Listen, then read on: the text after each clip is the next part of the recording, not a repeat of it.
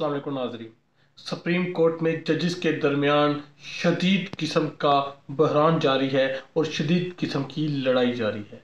हुआ कुछ यूं के कस्टम एक्ट के तहत एक आईनी केस था जो कि रेगुलर बेंच के सामने लग गया।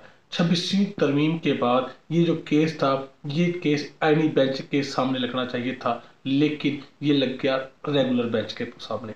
और फिर हुआ कुछ यूं कि इसी रेगुलर बेंच ने इस केस की समाअत करते हुए जुडिशियल आर्डर पास कर दिया।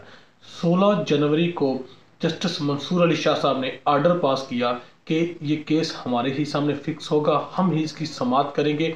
और अगर ये केस हमसे कोई कमेटी ना ही कोई एग्जेक्टिव आर्डर के थ्रू ये जुडिशियल आर्डर को ख़त्म किया जा सकता है और ना ही ये केस वापस लिया जा सकता है।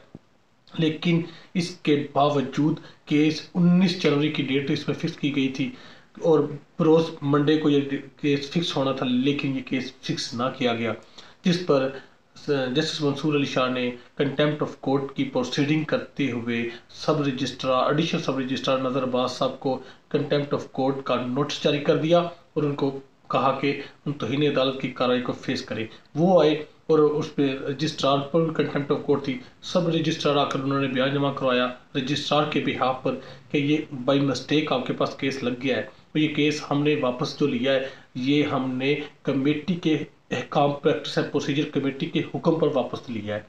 लेकिन ये जस्टिस मंसूर अली शाह, जस्टिस अकील अब्बासी और जस्टिस आयशा मलिक ने कहा कि क्या प्रैक्टिस एंड प्रोसीजर कमेटी के पास ये इख्तियार है कि वो केस वापस ले सकता है, और ये इख्तियार क्या किसी जुडिशियल आर्डर को एग्जेक्टिव आर्डर या कोई कमेटी ख़त्म कर सकती है, जबकि इस पर जो ऑनरेबल